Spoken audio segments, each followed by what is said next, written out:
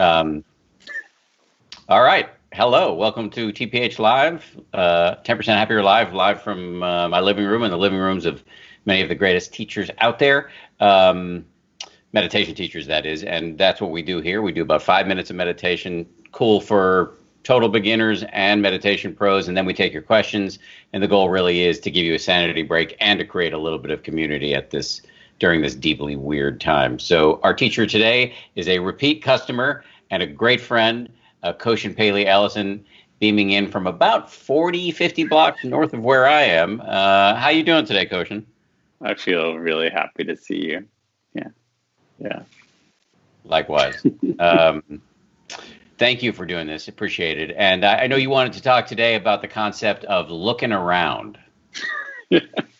Yeah. So I've been thinking a lot about how important it is. Many people that I'm talking to these days, whether it's students or other folks that I have the privilege to speak to, talking about how easy it is to get into a tunnel vision and really look at life as if putting a snake in a tube. And for me, one of the most important parts is like, how do we learn how to look around when we start to even get caught in a particular way of thinking? Like, oh my God, what's going to happen? What's going to happen? What's going to happen? Which is a popular place to get caught in these days. And because we don't know what's going to happen. But how do we look around? Like, what else? Okay, I'm worried about that. And what else is happening? And how do I really begin to explore? Oh, well, there's something going on outside my window. And how do I look outside the window and say, like, wow,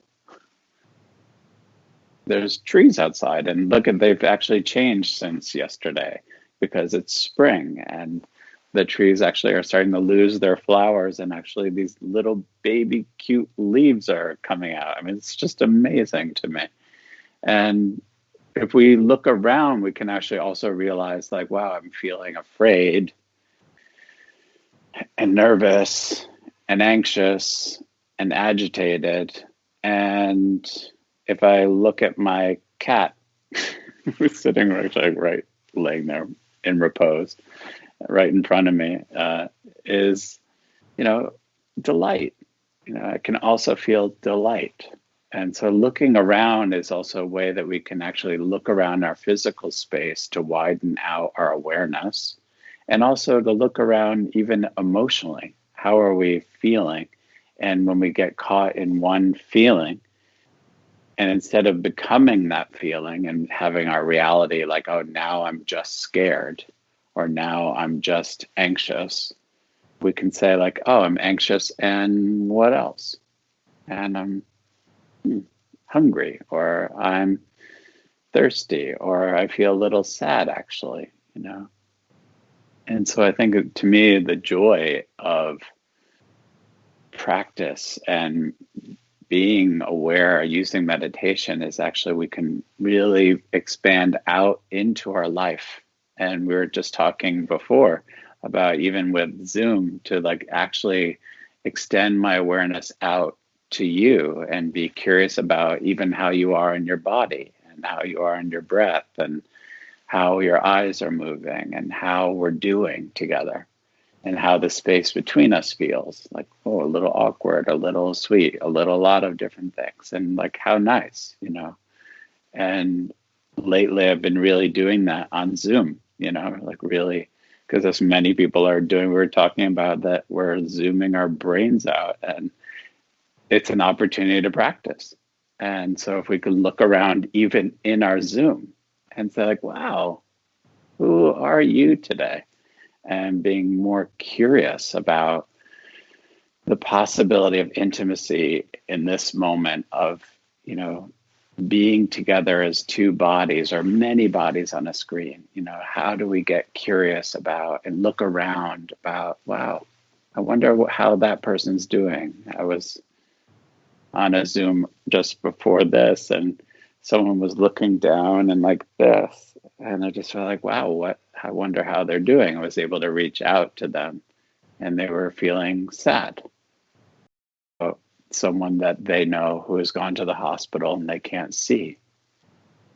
and so that we can extend out, look around, and learn how to help out a little bit.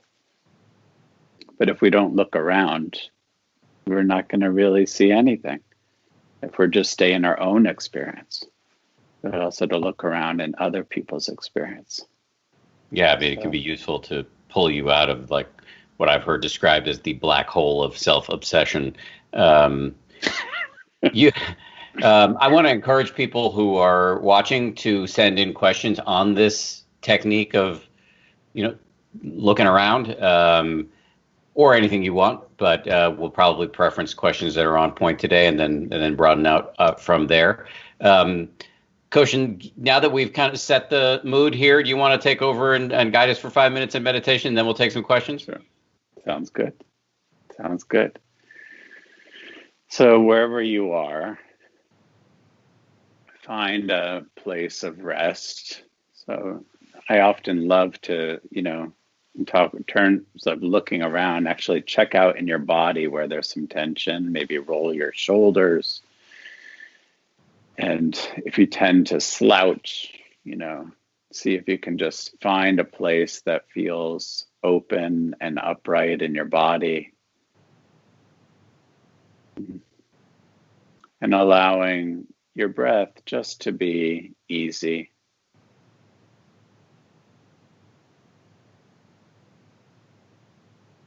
And bringing your awareness down into your belly. And as I often like to remind people you can even put your hand on your part of your belly just below your belly button, just to realize that you have a body. And just feel your breath moving your belly and see what that feels like.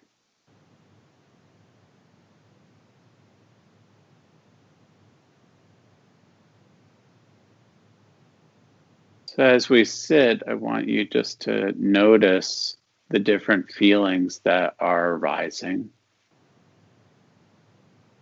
Noticing that they arise and fall.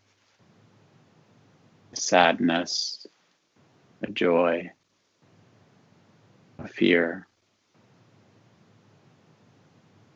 sweetness.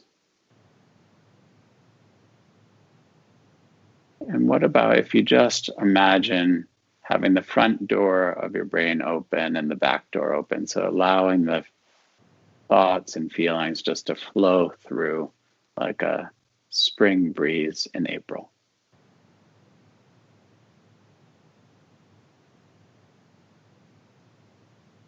So not having to do anything with the thoughts or the feelings, but just allowing them to flow.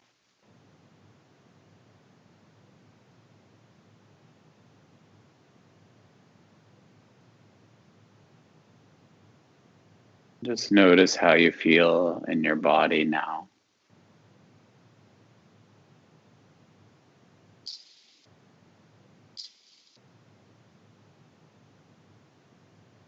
And consider someone in your life that you wish that you could see.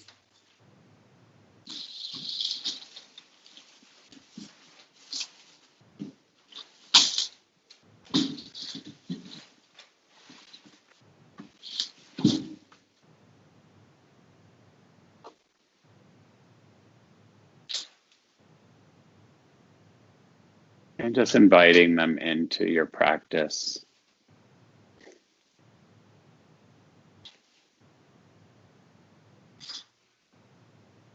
Whoever that is, just allowing them to be with you in this way. I'm thinking about my parents.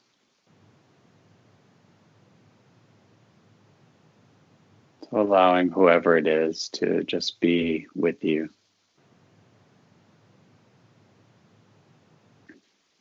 I'm wondering how they're doing.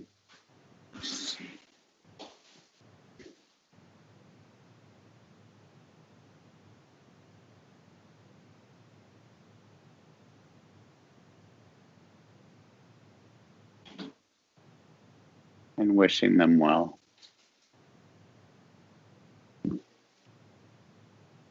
Wishing them safety and health and nourishment.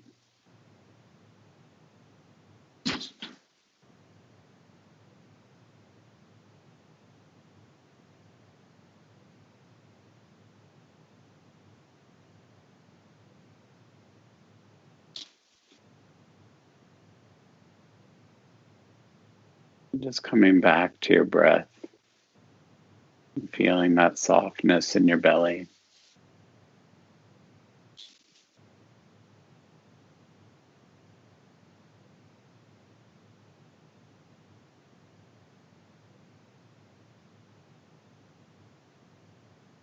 Feeling the tenderness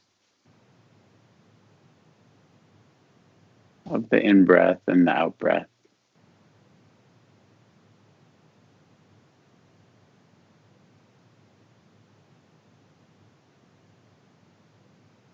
And allowing that just to be there. Notice the feelings arising and falling.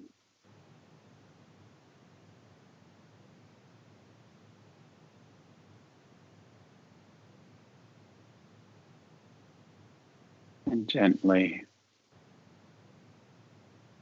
bringing if your eyes are closed, gently opening your eyes and coming back.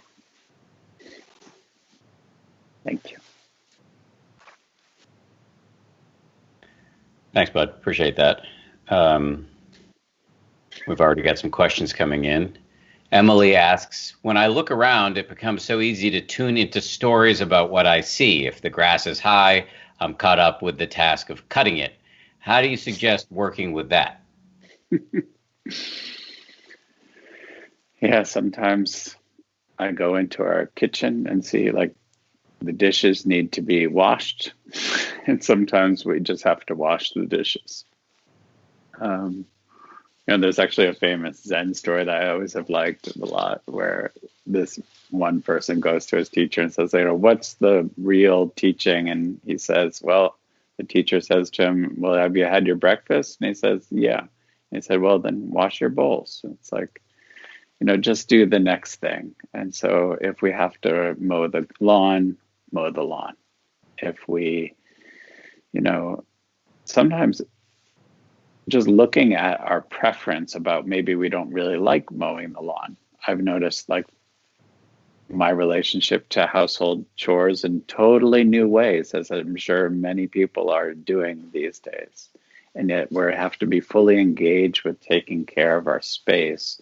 And so to me, the wonder is, how do we look around and also realize, well, I need to balance both my need to take care of things and to nourish myself and make sure that there's rest in the midst of it too. Yeah.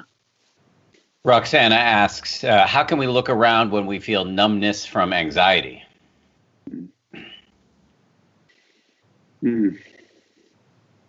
It's so scary, when we get caught in that. And so to me, to feel the tenderness towards that part of us that feels so numb. And so to me, it's about how do you start with someone that you care about, thinking about a friend or an animal or a loved one that you care about, and to begin to just wonder about them. So start looking around with someone near and kind of what I would say is warm to you, close to you. And so just to begin to say like, yes, I'm feeling so numb, so shut down, so scared. And I wonder how this one person is doing. And I wonder if I can actually share my fear with them. And what I've found to be really important during this time is learning how to find some community, and there's some amazing online resources now about, connecting with other people, but to find people to share your worries and fears with and your numbness with.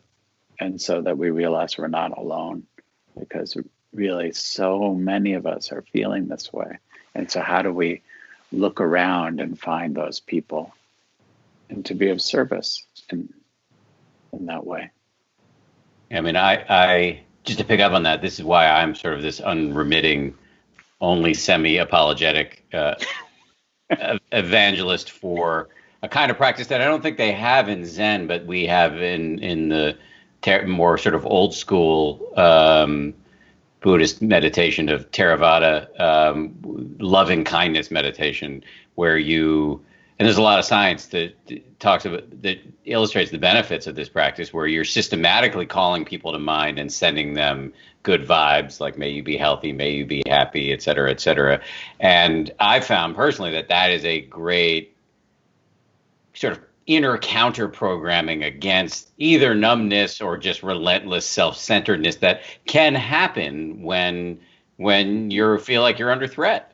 So anyway, just a plug for that. I want to keep going with the questions though, because this is a really good one and we got a lot of questions here, but Anastasia Lyons asks, how do you remind yourself to notice what is around you? So I use a basic meditation technique of realizing that where I am. So our practice is like when you're walking, feeling your heel touching the ground, feeling the arch of your foot moving, and feeling your toes on. So like to me, it's really helpful to start there, to start with like your basic body awareness. And then you realize like, oh, I'm actually walking. And where am I walking? I'm in my apartment. I'm in my house. I'm in a hallway. I'm on the sidewalk. What else is here? But to me, until we actually remember we have our bodies, it's almost impossible to do that. So it's like, that's why I love putting my hand on my hara, on that, that place on the soft belly. It's like, oh, right, I have a body. I'm here. And then I can wonder about you or just what's right around me. This, I've given this rap before, but I'm just compelled to say it again, that the original translation of the Pali word, Pali being the ancient Indian subcontinental language that the Buddha is purported, the historical Buddha is purported to have spoken. The original one of the original translations of the word sati, which means mindfulness, is actually recollection. And right. So remembering is right there baked into mindfulness. It's remembering to wake up. And the more you practice meditation, the better you get. Well, I'll, as Koshin likes to say, I'll keep it in the eye. I'll say the more I've practiced meditation, the better I've become at waking up, standing online, waiting for an elevator, having a rigorous conversation with one of my cats, waking up to what's happening right now. I've just found that the more you're doing this training on the cushion, the better you get at doing that. Does that sound right to you? Yeah, it's totally, but I think I'm not sure about getting better at it, but I think that we get, condition ourselves. But I think that's why we have to do it every day, because like anything, if you stop doing it, then we stop remembering. And if you feel like it's such an amazing way to like live our life, to remember. And that's why, good friends are really important. And that's why, because we can actually help each other remember, like, yes. Hey. Yeah, I mean, first of all, I'm sure you didn't mean that if we miss a day of meditation, we're somehow bad meditators, but no. I know you didn't. I just don't want. I know the mind of a beginner and a skeptic, and they hear you got to do it every day, and they're like, "Well, I can't do that." Deuces, I'm out. I'm not doing this. So right. I was just talking about you. Okay, right. Well, that's fair enough. You want to hold me to ridiculously high standards, fine. But you're totally right about friendship. Another. I'm now the kind of guy who regularly quotes the Buddha, but here we are. There's that scene where Ananda, the Buddha's right-hand man, comes back to him and says, Ananda had just finished a big, interesting conversation with other meditators, and he goes back to the Buddha and was like, having good friends to talk about this with is like half the path. And the Buddha said, it's actually all of the path. And so having friends or a community, whether it's virtual or physical, where you can talk about these concepts is incredibly important in terms of one's ability to remember to do the thing on many levels. It's so critical. I think that to have that, network of people, it's how resilience is created. I mean, it's the foundation of everything. And I think that even just good, healthy life is to have good friends. Yes. Well, my friend, thank you very much for doing this. Really appreciate it very much. A joy to see you. Before I let you go, I just want to say to everybody who's watching, first of all, a couple things. One, Koshin wrote a book called Wholehearted that I wholeheartedly, recommend. Sorry for the bad joke, but check out Wholehearted. And check out the New York Zen Center for Contemplative Care. The website is Zen Care. They teach people how to, among other things, they teach people how to volunteer in hospice. And my wife and I went through the program, and it's transformative.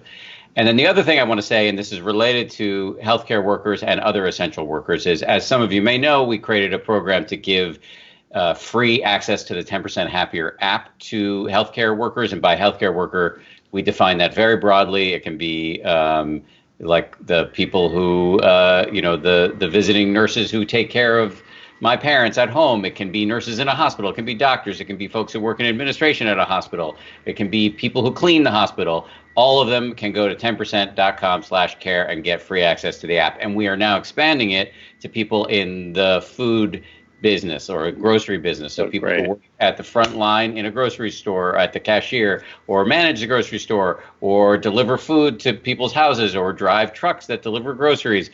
If you are fit in any of these categories, or if you know somebody who fits in this category, send them the link, 10%.com/care. It's in the, you can copy and paste it from the description of this video. We've already had upwards of 30,000 people sign up. We want to drive that number even higher, because this is a time where remembering/mindfulness can be so helpful. I think I said enough there. Thanks again, Koshin. Really appreciate it. Thank you. All right, guys, stay home. Stay safe. We'll see you back here with Susan Kaiser Greenland tomorrow.